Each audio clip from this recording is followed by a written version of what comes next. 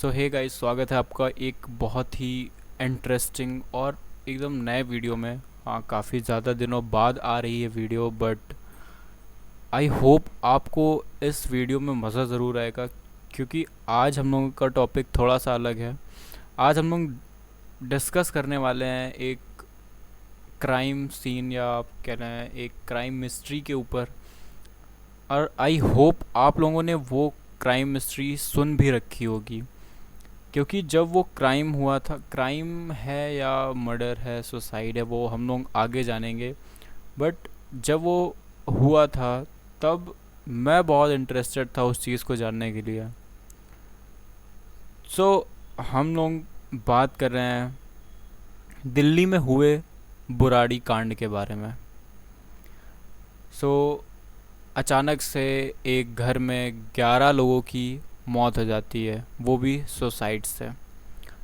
सो क्या ये सच में एक मिस्टीरियस सुसाइड था, या फिर उसमें किसी की चाल थी, या फिर किसी ने उन्हें जानबूझकर मारा था बट वो चीज़ किसी के सामने नहीं आई? ये सब चीज़ें हम लोग डिस्कस करेंगे। सो स्वागत है आपका मेरे चैनल में।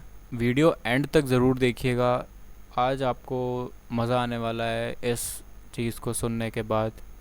और मैंने कई जगह से इन्फॉर्मेशन कलेक्ट करी है इस चीज़ को देखने के लिए, बिकॉज़ जब ये टॉपिक हुआ था तब बहुत सारी चीज़ें, बहुत सारी अफवाहें उड़ी थी कि ऐसा है ऐसा है। इस कांड में बहुत सारी चीज़ें रिलेटेड थी, बहुत सारी जो हिस्टोरिकल चीज़ें थी वो चीज़ रिलेट करती थी कहीं ना कहीं इस कांड से। सो हम लोग बात करते हैं उसी कांड के ऊपर, उसी क्राइम सीन के ऊपर। सो ज़्यादा देरी ना करते हुए शुरू करते हैं वीडियो को। बात है 1 जुलाई 2018 की, जब ललित भाटिया की ग्रोसरी की दुकान सुबह सुबह नहीं खुलती है।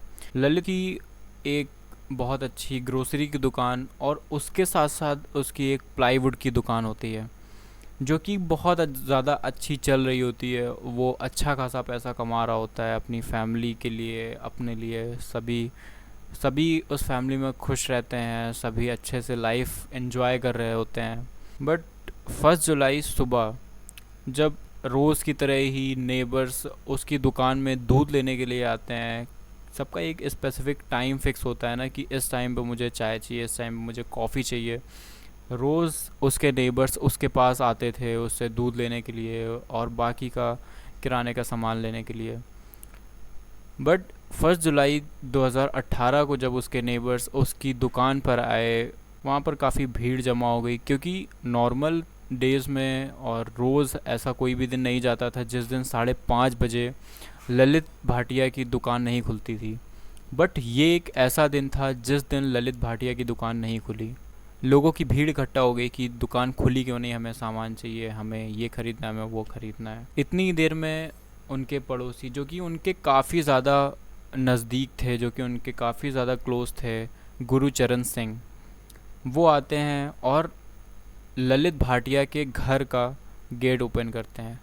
थोड़ा सा पुश करते हैं, वो गेट पहले से ही खुला हुआ होता है, और वो गेट को थोड़ा सा पुश करते हैं तो गेट पूरा खुल जाता है। वो स्टेयर से चढ़ कर के ऊपर जाते हैं, और ऊपर जो मेन डोर होता है उनके रूम में या उनके घर पे एंटर होने का, वो भी खुला ही हुआ होता है। वो उसे भी पुश करते हैं, और जैसे ही पुश करते हैं उस गेट को, अचानक से उनके सामने एक ऐसा मंज़र दिखता है जो कि उनकी रूह कँपा देने वाला था। गुरुचरण सिंह ने जैसे ही वो गेट खोला, उनके सामने 9 डेथ बॉडीज़ लटक रही होती हैं उनकी आंखों के सामने, उसी हॉल में। गुरुचरण सिंह काफ़ी ज़्यादा घबरा जाते हैं और वहाँ पर ही शोर करने लगते हैं। वो स्टेयर से उतर करके नीचे आते हैं और लोगों से चिल्ला चिल्ला कर बताते हैं कि मैंने क्या देखा। वो तुरंत ही एक पुलिस वाले को कॉल करते हैं, और वो वहीं पर पेट्रोलिंग कर रहा होता है उनके ही मोहल्ले पर सुबह सुबह। वह भी आता है, वो अपनी टीम को खबर देता है, उसके टीम मेंबर्स आते हैं और वो देखते हैं कि ललित भाटिया का जो रूम होता है उसमें एक जाल बिछा हुआ है। जाल ऊपर जैसे कि नॉर्मल हाउसेस में होता है हवा पास होने के लिए, वैसे ही उनके यहाँ भी एक जाल था, उसमें रॉड्स लगी हुई थी। और उसी रॉड में 9 रस्सियां लटक रही होती हैं, जिसमें कि वो 9 लोग लटक रहे होते हैं फांसी से। और वो एक ऐसा बना हुआ था जैसे कि बनियान ट्री होता है ना, बरगद का पेड़, उसमें भी उसकी शाखाएं लटक रही होती हैं, वो कुछ वैसा ही था। और उनकी एक माँ होती हैं, वो अपने बेड के पास पड़ी हुई होती हैं, और एक और वुमेन होती है जो कि राइट साइड पर लटक रही होती है। सो ये 11 लोगों की मौत उसी घर पर होती है, जस्ट एक रात पहले। उस घर के मेंबर्स 11 मेंबर्स थे। उनमें से एक फैमिली का हेड होता है जो कि थी नारायणी देवी। उनके 2 बेटे थे जो कि थे ललित भाटिया एंड भुवनेश भाटिया। ये 2 कपल्स थे, Lalit Bhatia and Tina Bhatia, Bhuvnesh Bhatia and Savita Bhatia. Bhuvnesh Bhatia and Savita Bhatia के 3 चिल्ड्रन होते हैं, और ललित एंड टीना के 1 सन होता है। वहीं पर नारायणी देवी की एक बेटी भी रहती है जिनकी 1 लड़की होती है। सो ये टोटल मिला करके 11 लोग होते हैं उस फैमिली में। ये 11 लोग 1 जुलाई की रात को सुसाइड कर लेते हैं। इस सुसाइड का कारण ऐसे इतना सिंपल नहीं बताया गया है। इस सुसाइड का कारण बहुत ही स्पेसिफिक है, बहुत ही अलग टाइप का है, क्योंकि ये सारा कनेक्टेड था एक डेथ से। सो ये डेथ हुई थी 2007 में, जो कि थी भोपाल सिंह की। भोपाल सिंह, ये नाम याद रखिएगा, क्योंकि ये पूरा जो डेथ केस था वो एक इंसान से जुड़ा हुआ था डायरेक्टली, जो कि जिंदा भी नहीं थे। उनका नाम था भोपाल सिंह, जो कि ललित भाटिया और भुवनेश भाटिया के मरे हुए पिता थे। उनकी 2007 में ही डेथ हो गई थी किसी रीज़न से। बट ललित भाटिया अपने फादर से बहुत ज़्यादा प्यार करते थे। उनकी मौत के बाद ललित भाटिया अचानक से एक इंट्रोवर्ट पर्सन बन गए थे। वो ज़्यादा किसी से बात नहीं करते थे, वो सिर्फ अपने में ही रहते थे। और ये इस केस में सबसे जो मेन पॉइंट, या फिर आप मेन चीज़ कह लें, वो है नंबर 11। क्योंकि इस केस में बहुत सारी ऐसी चीज़ें हैं जो कि नंबर 11 से जुड़ी हुई हैं। वो कुछ ऐसी थी, अगर आप बात करेंगे तो 2007 से लेकर के 2018 इसके बीच का गैप भी था 11। एंड इन्वेस्टिगेशन के दौरान जो पुलिस को कुछ मिला था वो थी 11 डायरीज़। वो 11 डायरीज़ में ही इनकी मौत का रीज़न लिखा हुआ था कि ये इन लोगों की मौत कोई एक दिन की प्लानिंग नहीं थी, ये 11 साल से प्लानिंग हो रही थी इनकी मौत की। वो कुछ ऐसा था कि वो किसी रिचुअल के नाम पे, या फिर किसी आप कह लें कि साइको सुसाइड था। 2007 में भोपाल सिंह की मौत हुई, उसके बाद 2007 में ही उस डायरी का फर्स्ट लेटर लिखा गया था। फर्स्ट एंट्री हुई थी 2007 में, and the last entry was in 2018, some days before the death of these people. So diary में ये जब एंट्री, जो लास्ट एंट्री हुई थी, इन सब का गैप 11 का ही है। उन मेंबर्स की गिनती भी 11 ही थी। सो भोपाल सिंह थे कौन? भोपाल सिंह ललित भाटिया एंड भुवनेश भाटिया के मरे हुए फादर थे। ललित भाटिया बहुत ज़्यादा प्यार करते थे अपने फादर से, और उनके फादर की मौत के बाद ललित भाटिया काफ़ी ज़्यादा इंट्रोवर्ट रहने लगे थे।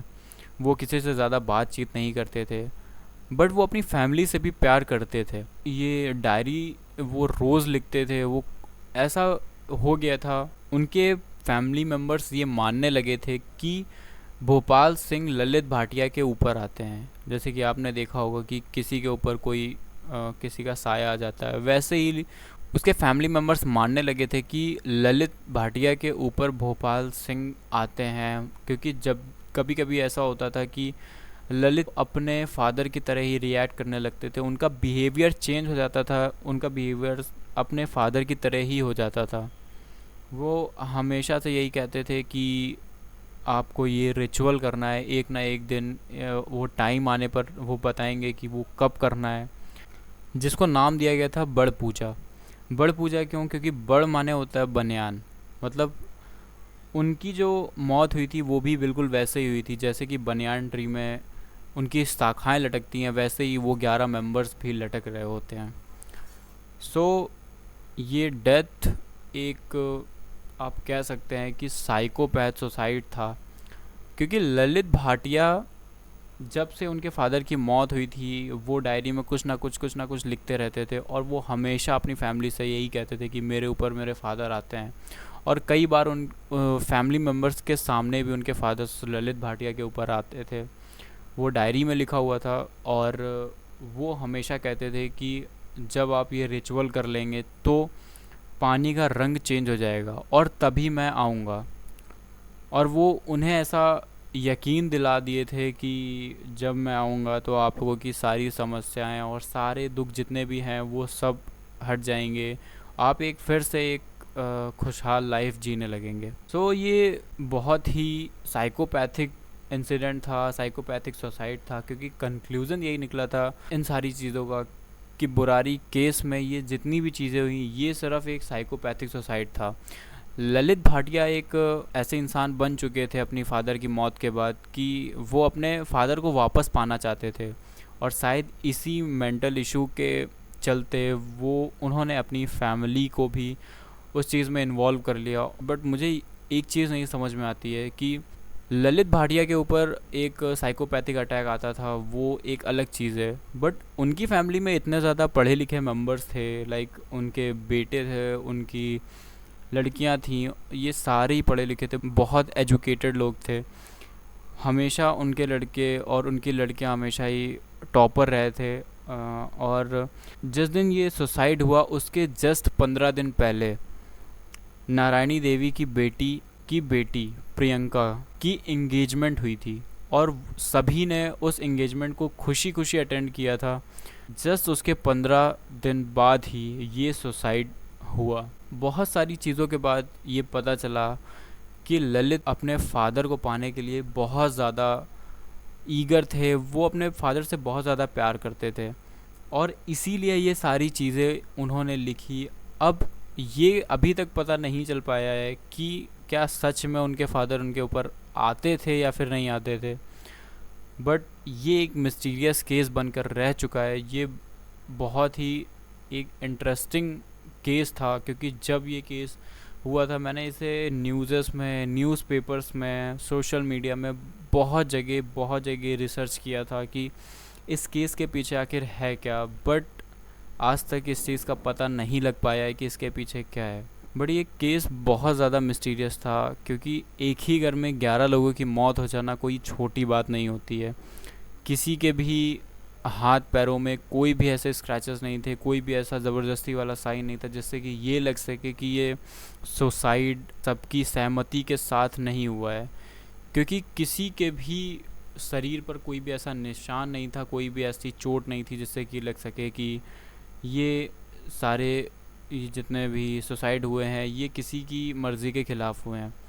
सारे ही साफ़ सुथरे थे, सभी अपनी मर्ज़ी से सुसाइड किए थे, सभी के मुंह में एक काला कपड़ा था, कान और मुंह में सभी के रुई थी, और बच्चों के हाथ पैर बंधे हुए थे। इसीलिए ये एक क्लीन एंड क्लियर सुसाइड ही था, और कंक्लूज़न में यही पता लग पाया कि एक साइकोपैथ सुसाइड था, इसके पीछे किसी का भी हाथ नहीं था, और ललित भाटिया के कहने पर ही इन सभी लोगों ने सुसाइड किया था, और इन सभी लोगों ने ये सारी चीज़ें ललित भाटिया के कहने पर ही करी थी। सो इस केस का एंड यहीं पर होता है। इस केस की फ़ाइल भी आई थिंक बंद हो चुकी है, बट अगर फ्यूचर में कोई भी इस केस के बारे में कुछ भी पता चलता है तो मैं डेफिनेटली वीडियो बनाने वाला हूँ, क्योंकि ये केस मेरे सामने हुआ था। मैं बहुत इंटरेस्टेड था जब ये केस हुआ था, इस केस के पीछे की सच्चाई जानने के लिए, बट नहीं पता लग पाया।